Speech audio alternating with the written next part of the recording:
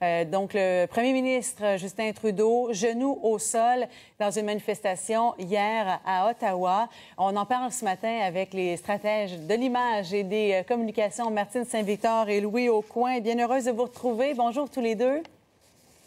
Oui, bonjour. Alors, on a vu ces images de Justin Trudeau, genoux au sol, pendant environ 8 minutes avec les manifestations hier. Même chose du côté du chef de police de Toronto. Martine, tout d'abord, comment doit-on voir ce geste qui a été posé? D'abord, je crois que le geste du premier ministre Trudeau est évidemment un geste de solidarité. Je pense aussi que le message qu'il envoie, c'est de dire non seulement aux membres de la communauté noire canadienne, mais aussi à tous les Canadiens qui se sont joints aux manifestations à travers le pays depuis quelques jours. Il leur dit « je vous vois, je vous entends ». C'est aussi une reconnaissance des inégalités, c'est aussi une reconnaissance des revendications qui ont été faites. Et je pense que c'est un message aussi de compassion et d'empathie. Le chef de police de Montréal avait mentionné qu'il allait participer demain à la manifestation de Montréal et possiblement qu'il allait poser le même geste. En tout cas, il allait étudier la chose. Louis Aucoin, ce matin, il vient de nous révéler en ondes là, que l'invitation qu'il avait reçue de la part des manifestants a été retirée. Ça crée une certaine bisbille à travers les organisateurs, les manifestants, que de voir le chef de police de Montréal présent demain à la manifestation. Oui, mais vous savez, dans une situation comme ça, si vous êtes un politicien ou encore plus un corps de police, donc vous êtes sur la sellette, vous devez réagir et vous allez avoir nécessairement une stratégie de communication pour une chose ou l'autre. Ou bien vous voulez faire changer des choses, ou bien vous voulez pas trop être atteint par la situation. Ça, le service de police de la Ville de Montréal a présentement une stratégie de communication pour un peu se tenir en retrait de la situation, contrairement au premier ministre Trudeau, qui, lui, est allé dans la manifestation, mis un genou par terre, etc.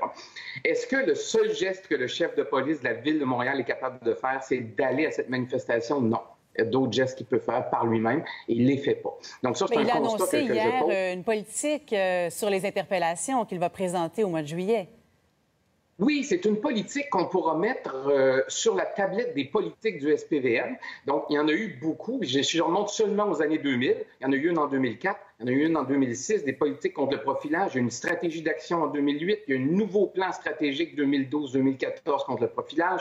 Présentement, on est dans le plan 2018-2021 contre le profilage. Et malgré tout, il y a une étude l'automne dernier qui est sortie pour dire que les Noirs ont 4 fois plus de chances d'être arrêtés à Montréal que les Blancs. Et ça, c'est la réalité. Et qu'est-ce qu'on promet pour faire face à ça? Une politique. Donc, dans l'opinion publique, à un moment donné, il y a un phénomène de sédimentation où la stratégie de communication, bien, elle ne sera pas capable de traverser l'idée qu'on se fait que la police, tranquillement, annonce des politiques sans peut-être les mettre en œuvre.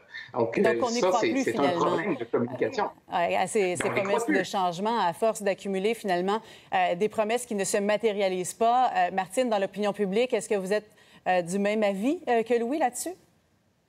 Oui, c'est-à-dire que les actions doivent suivre les symboles. Et je pense qu'un exemple très concret, c'est ce qui s'est passé en Nouvelle-Zélande il y a exactement 1 an. C'est-à-dire après la tuerie à la mosquée, la première ministre Jacinda Ardern a été visiter les familles des victimes portant le hijab. C'est un symbole fort, mais aussi ce qu'elle a fait 1 semaine après la tuerie, elle a interdit les armes à feu, elle a mis en place des initiatives contre l'islamophobie. Donc voilà le genre d'actions qui sont importantes et qui dépassent même les symboles. Et je pense qu'aujourd'hui, ce qu'on doit faire, ce que les différents dirigeants doivent faire, c'est d'abord de lire les rapports, parce qu'il y en a. Il faut croire les rapports parce qu'ils sont écrits par des gens qui savent exactement ce qui se passe sur le terrain. Et il faut annoncer concrètement comment on va appliquer les recommandations qui ont été faites. Donc, il ne suffit pas de mettre un genou au sol, qu'on soit politicien ou chef de police. Il faut vraiment des actions concrètes à faire du même coup. Louis, à ce sujet-là, concernant le chef de police de Montréal, parce que c'est tout frais, en fait, on vient d'apprendre qu'il ne sera pas là demain, est-ce qu'il lui fallait vraiment une invitation pour se présenter? Bien, vous savez comment ça s'est passé hier soir, juste le rappeler, hier dans la journée, il a dit j'invite les organisateurs à m'inviter à aller à la manifestation. C'est pas un très gros engagement. C'est pas là, il remet dans les mains d'autres personnes la responsabilité pour lui de prendre une position ou non. Il y a un gros problème. Aujourd'hui, là, il y a une réunion qui doit se tenir au service de police de la Ville de Montréal pour décider qu'est-ce qu'on fait avec cette situation-là, puis qu'on arrête d'improviser. Donc, il faut prendre un leadership, à moins qu'on veuille se tenir loin du problème. Mais si on veut quand même donner un message clair, puis être cohérent avec la liste de politiques que je vous ai nommées tout à l'heure, d'ouverture envers les communautés, je pense qu'il faut poser un geste. Donc, quel est ce geste? Je pense que ce serait l'objet de la discussion, mais là, on a une situation particulière où l'actualité nous fournit le geste qu'il faut poser pour être solidaire. C'est rare. Là, on nous dit, vous mettez un genou par terre, c'est le symbole que vous êtes déterminé à ce que les choses changent.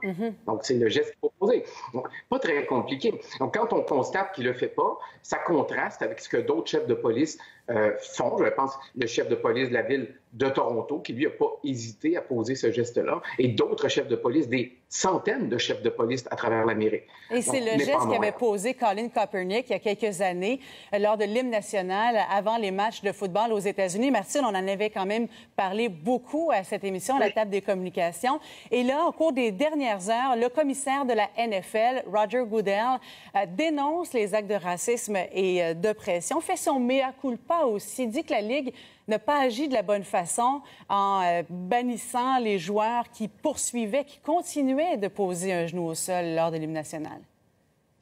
Bon, je pense que j'ai déjà souvent évoqué ma position par rapport à la Ligue nationale de football, que je crois qu'il est une association qui cristallise justement la polarisation qui se trouve aux États-Unis. Une ligue, 70% des joueurs sont noirs. De toutes les équipes, il n'y a pas un propriétaire qui est noir. C'est une ligue qui a toujours quand même été assez sourde.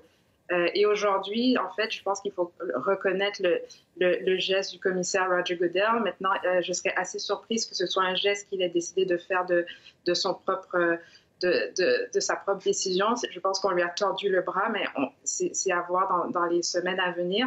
Je pense aussi que c'est un message fort parce que lorsque les propriétaires de la Ligue, lorsque les propriétaires d'équipes n'ont pas appuyé Colin Kaepernick, ils avaient aussi quand même dans leur camp le président Trump. Et aujourd'hui, le président Trump se retrouve seul dans sa négation de l'importance de ce geste, parce que même le quart arrière Drew Brees, qui a fait un revirement de 180 degrés en 2 jours pour reconnaître qu'il avait tort, reconnaître qu'il avait mal interprété le geste de certains de ses collègues, a répondu directement hier à Donald Trump devant tout le monde sur Twitter pour lui dire, écoutez, moi, j'ai changé d'avis, je reconnais mes torts, et maintenant, c'est à voir aujourd'hui, dans les jours à venir, d'abord comment le président Trump va réagir, et aussi de voir ce que la Ligue va faire concrètement. Elle a une initiative qui s'appelle Inspire Change. On va voir comment ça va se traduire du papier à la réalité. Que les bottines suivent les babines, comme on dit en québécois.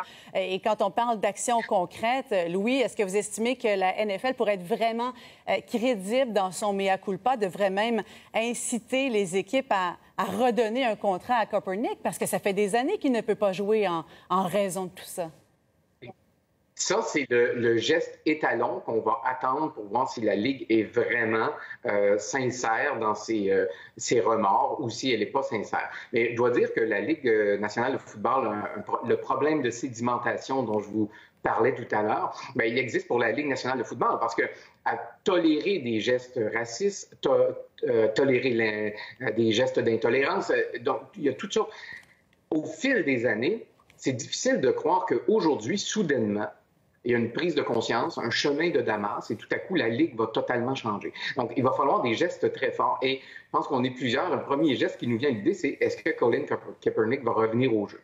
Donc, au moins un geste le ramener au jeu, c'est une chose, mais peut-être un geste envers Colin Kaepernick et d'autres joueurs pour montrer la bonne volonté de la Ligue. C'est incontournable. Sinon, c'est une déclaration qu'on va avoir oubliée dans 3 semaines. Pour aller au-delà de l'image et de la déclaration, je vais vous parler... Oui, allez-y, Martine.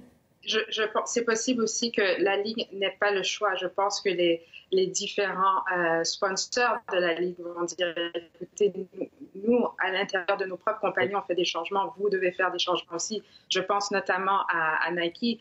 Hier, l'ancien joueur de basketball, Michael Jordan, a annoncé qu'il s'engageait à donner 100 millions de dollars pendant les 10 prochaines années à divers organismes pour l'éducation, pour l'intégration, pour l'accès à l'éducation. Si Michael Jordan peut le faire, il l'a fait à travers sa compagnie qui est une sous-division de Nike. Imaginez ce que les gouvernements peuvent faire et surtout ce que la Ligue devra faire. C'est quand même une Ligue qui vaut des milliards de dollars. Donc, je pense qu'elle sera forcée par ses partenaires d'agir rapidement et concrètement. Aujourd'hui, tous les yeux vont être tournés vers Washington, où il y a une manifestation qui est prévue dans les prochaines heures. C'est en matinée que ça va commencer. On attend des dizaines de milliers de personnes. C'est probablement la manifestation la plus importante à survenir à Washington depuis la mort de George Floyd. Alors, on voit les lettres peintes en jaune comme ça, tout près de la Maison-Blanche. C'est un message très fort, Louis, qu'on a écrit. C'est l'initiative de la mairesse, d'ailleurs, de Washington, Black Lives Matter, donc à l'endroit même où les manifestants sont attendus. Mais ça, c'est assez extraordinaire. C'est une autre geste d'isolation du président Trump dont Martine parlait tout à l'heure. Donc, ce geste-là de la mairesse qui défie le président de cette manière-là, à sa manière municipale, je dirais. Et ça s'ajoute à d'autres gestes tout aussi forts. Les chefs de toutes les armées, cette semaine aussi, qui ont envoyé un message. Et ça, c'est public, là. On ne parle pas d'un message interne. Message public pour dire notre allégeance est envers la Constitution et non envers le président. Donc, on est à la limite de la défiance. Donc, ça, c'est des choses qu'on n'avait jamais vues. Ça, c'est historique. Donc,